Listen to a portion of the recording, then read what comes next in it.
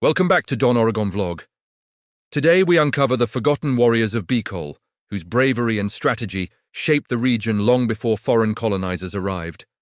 Prepare to be amazed by the untold stories of courage, honor, and legendary battles. Subscribe and hit the bell icon to explore more ancient mysteries of the Philippines. Bicol's warriors were masters of strategy, survival, and combat. These men and women defended their kingdoms, rivers, and volcano forts against rival tribes and early invaders. Think about it. Long before the famous battles we read about in history books, there were generations of fighters protecting their homes right here in the shadow of Mayon. They wielded spears, bows, and swords, often crafted from locally mined metals. These weren't just simple tools, they were extensions of the warrior's will, forged with skill passed down through generations. Imagine the precision required to craft a perfectly balanced spear or a sword, sharp enough to cleave through the dense jungle foliage. And get this, their training started from childhood. Young boys and girls learned martial arts, tactical movement, and crucial survival skills.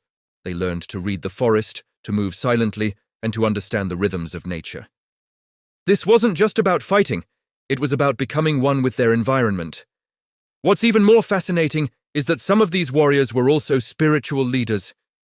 They performed rituals to invoke protection from nature spirits, believing that the mountains, rivers, and volcanoes were their allies. Their strength wasn't just physical, it was deeply connected to their faith and their land. Shocking discoveries reveal that ancient Bicol warriors used guerrilla tactics and the natural terrain to their advantage. They were the original masters of unconventional warfare. Rivers, steep volcano slopes, and dense forests became their natural fortresses. Instead of meeting invaders on open fields, they used their knowledge of the land to create deadly traps and ambushes. Let me give you an example. The defense of the ancient settlements around Mayon volcano. Oral legends describe how warriors would lure invaders into treacherous lava river paths. These paths, formed by past eruptions, were a maze of sharp rocks and sudden drops. The Bicol warriors knew every twist and turn, while their enemies were completely lost. They would set up ambush points, striking with speed and precision before melting back into the jungle. These battles were recorded in oral legends, passed down from generation to generation around campfires and in village gatherings. These stories described warriors who could seemingly disappear into the forests and strike without warning, almost like ghosts. They were tactical geniuses, turning the very land their enemies sought to conquer into their greatest weapon. Their strategies weren't just about brute force, they were about intelligence, patience, and a profound understanding of their home. But warriors were not just fighters, they were integral to the village's daily life. When they weren't defending the borders, they were teachers, leaders, and protectors of their community's culture. Many trained the young children, passing on not just combat skills, but also the values of discipline, courage, and respect for their ancestors. They led important rituals and were tasked with protecting sacred sites, ensuring that the spiritual health of the community remained strong. Their diet was a key part of their strength. It consisted of locally grown food, like root crops and vegetables, and protein-rich fish from the rivers. This diet was designed for strength and endurance, giving them the energy needed for both rigorous training and intense battles. It was a perfect example of living in harmony with the land, using its bounty to build their power. They also participated in ritual dances and ceremonies. These were not just for entertainment. These dances served to honor their ancestors, to seek blessings from the spirits, and to mentally prepare themselves for the challenges ahead. The rhythmic movements and chants helped forge a powerful sense of unity and focus among the warriors. Even their clothing told a story.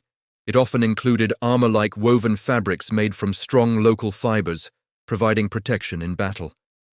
They also wore ceremonial adornments, like headdresses and jewelry, which displayed their rank and achievements, serving as a visual record of their bravery and status within the tribe. So, how do we know all of this? Archaeological evidence provides concrete proof. Excavations across the Bicol region have uncovered stone and metal weapons, ceremonial items, and the ruins of fortified settlements. These artifacts are like a direct message from the past, confirming the stories and legends. The weapons themselves tell a powerful story. Close-ups of unearthed spearheads and swords show advanced craftsmanship, But more than that, some of these weapons show clear signs of repair and reuse over decades. This proves that warriors trained rigorously and valued their tools, maintaining them strategically. A weapon wasn't a disposable item. It was a trusted companion that saw a warrior through countless challenges. The fortified settlements also reveal an incredible level of strategic thinking. Many of these forts were aligned perfectly with volcanoes, rivers, and mountains. This wasn't a coincidence. It indicates advanced planning and a deep knowledge of geography. They knew the best places to build defenses, how to use a river as a moat, or how to use a mountain pass as a choke point. These weren't primitive huts. They were cleverly designed military installations. Today, the spirit of these forgotten warriors lives on. You can see it in Bicol's vibrant festivals, in traditional dances, and in local folklore that still tells tales of their bravery. Understanding their legacy helps us connect with our own heritage and recognize the incredible resilience of the Bicolano people. Their story is a reminder that strength and courage have always been a part of this land. Many local martial arts and cultural dances performed today have their roots in ancient warrior training rituals. The movements, the discipline, and the philosophy behind them echo the training of those first defenders.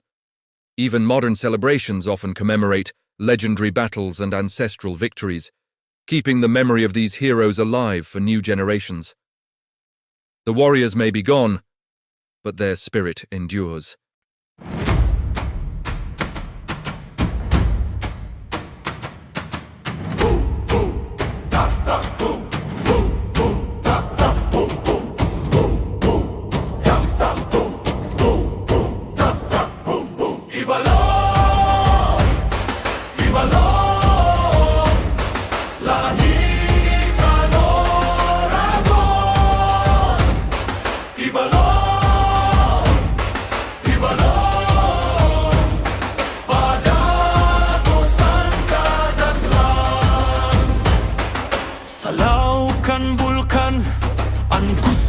Nag-uswag sa dagat, sa banwa.